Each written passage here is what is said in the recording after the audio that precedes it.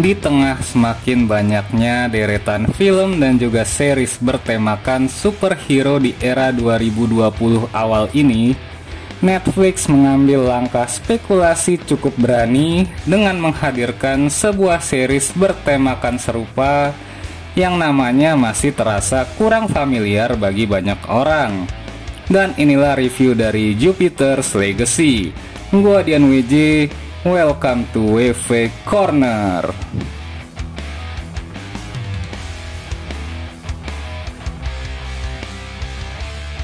Invasi besar Marvel Cinematic Universe dengan sederet project series mereka di Disney Plus yang akan segera disusul oleh DC di HBO Max, plus berjayanya The Boys dan juga Invincible garapan Amazon. Netflix seakan tak ingin ketinggalan momen guna mencuri hati para penggemar konten bertemakan pahlawan super dengan mengangkat Jupiter's Legacy sebagai series superhero terbaru mereka yang tentunya diharapkan dapat menyusul kesuksesan di Umbrella Academy. Namun pertanyaan pun hadir, apakah ini adalah momen yang tepat di tengah ketatnya persaingan saat ini?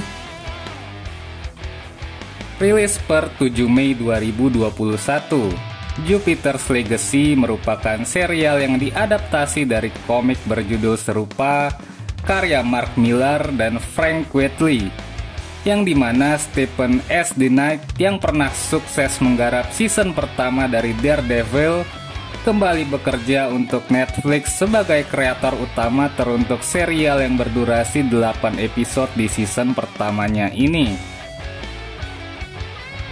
Berfokus pada sekelompok superhero bernamakan Union of Justice. Series ini membagi alur ceritanya dalam dua timeline, yakni pada masa sekarang di mana para superhero ini telah memiliki anak-anak yang disiapkan sebagai generasi penerus mereka, dan juga pada masa lalu yang berfokus untuk menceritakan proses perjalanan mereka mendapatkan kekuatan hingga akhirnya terbentuk Union of Justice itu sendiri. Sayangnya, storytelling dan narasi cerita yang ingin disampaikan terlihat cukup berantakan dan juga dangkal. Seperti tak jelas arahnya, mau dibawa kemana alur dan juga plot yang di setup terutama di episode-episode awalnya.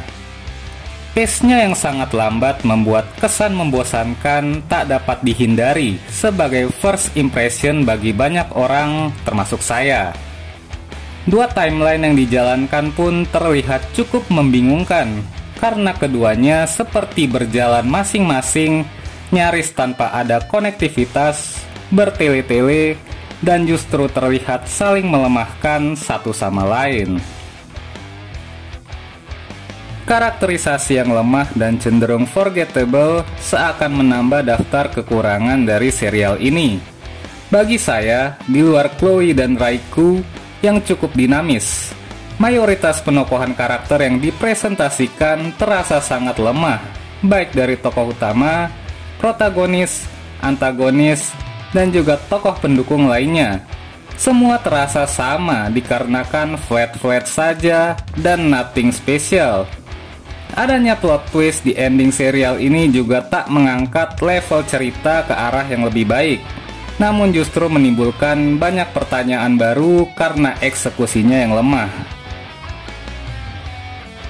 Dari sisi visual, meski masih banyak kekurangan di sejumlah aspek dan sangat tidak konsisten karena terkadang bisa terlihat bagus dalam penggunaan CGI-nya, namun juga di lain waktu bisa terlihat seperti murahan. Saya rasa effort maksimal dari tim produksi serial ini teruntuk aspek visual masih dapat ditolerir dan sedikit mendapat nilai lebih dibandingkan poin lainnya. Begitupun tim desain production yang bekerja maksimal terutama untuk menghadirkan vintage style untuk menghidupkan vibe di era tahun 1920-an. Sebagai penutup, Jupiter's Legacy masih dapat menjadi tontonan alternatif teruntuk penggemar konten superhero yang ingin mendapatkan suasana baru dengan universe dan juga karakter yang masih belum familiar dan masih cukup anti-mainstream. dan saya memberikan skor 57/100 untuk Jupiter's Legacy. Terima kasih sudah menonton konten kami. Semoga bermanfaat dan silakan follow akun sosial media kami di @wvcorner. Gua Dian WJ, sampai jumpa di konten-konten berikutnya.